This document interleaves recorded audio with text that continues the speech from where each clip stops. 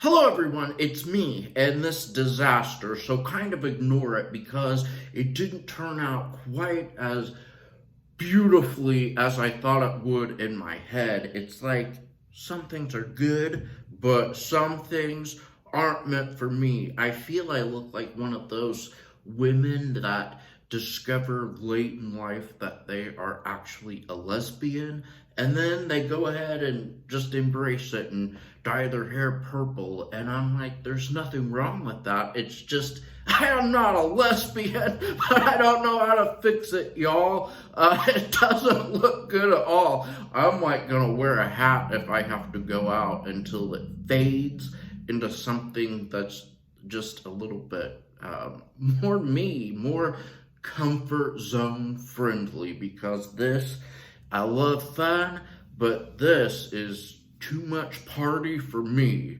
So yesterday I went and I hauled the trash to the curb. So when I got back in the house, I went to use some hand sanitizer, and apparently there was just a little dry bit on the end of that nozzle, because when I went to push that pump down, it didn't go push right into the hand. It went shoot, like right out, like real dramatic, like and it totally, like a piece of it totally landed in my eye. It reminded me of a porn.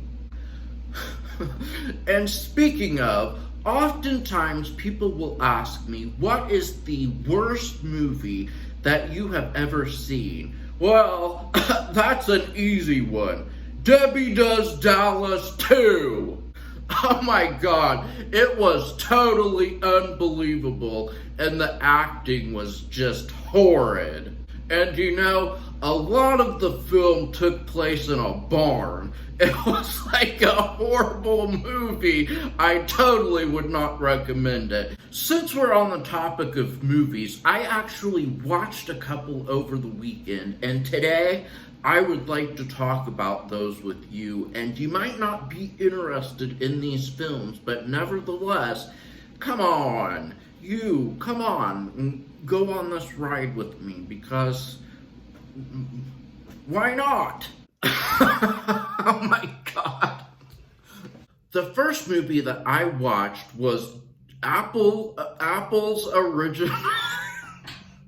The first movie that I watched was Apple's original film called Palmer, starring everybody's favorite boy band member and heartthrob slash one-time maybe still crush, Justin Timberlake, who played a recently released inmate.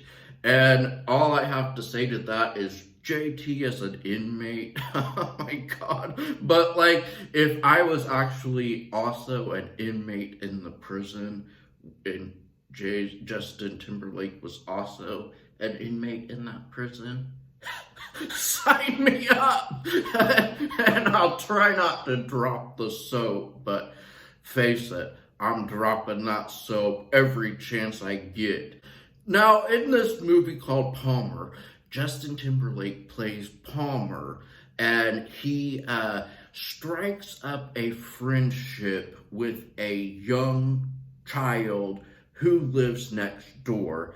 And the child's mom, you know, she's got issues, and let's just put it out there. She does drugs, and she's kind of not the best parent. But I really thought this movie was really sweet, and it was good. I guess, like, sometimes you want things like a really cool shoot 'em up action type film, or like a horror or something like that. But then other times you're like, you know what? I like this film. It's like chicken soup for the soul. And I just connected why they named those books Chicken Soup for the Soul, because it actually touched you, and it touched me, is what I'm saying. And, you know, I'm just sitting there going, Justin, I love you. Now, I will say, during this movie, I was like, that mom had better not ruin this. So that was like totally on my radar. And of course, the mom has to freaking put her foot in something that's going good. And that's all I have to say because I don't want to spoil it or anything. It's a really sweet, really good movie. You don't have to think too much. I think it's more of like a woke film, if I guess, but I think that you would like it. They also shown Justin Timberlake's ass in the film, and I think that a lot of people could enjoy that. I'm not actually someone that goes crazy for like an ass, but I'm like, okay, whatever. Yeah, I think you might like this film unless like you're a totally repressed person and you're not open to like new thoughts and new ideas and different things and different people and ways of doing things. And if you're not really open to that, then I don't have anything else left to say. You're not gonna like the film. But if you're like open and you want something really great to watch Palmer on Apple.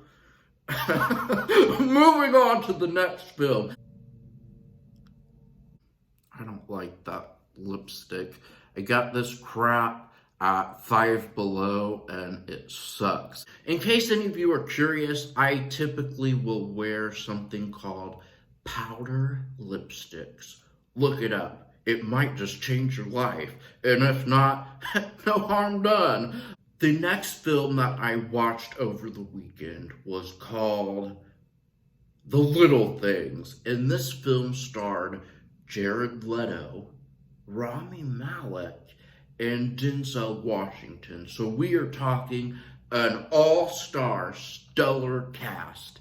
And I don't want to like totally get sidetracked here, but Rumi is like one of the hottest people to me.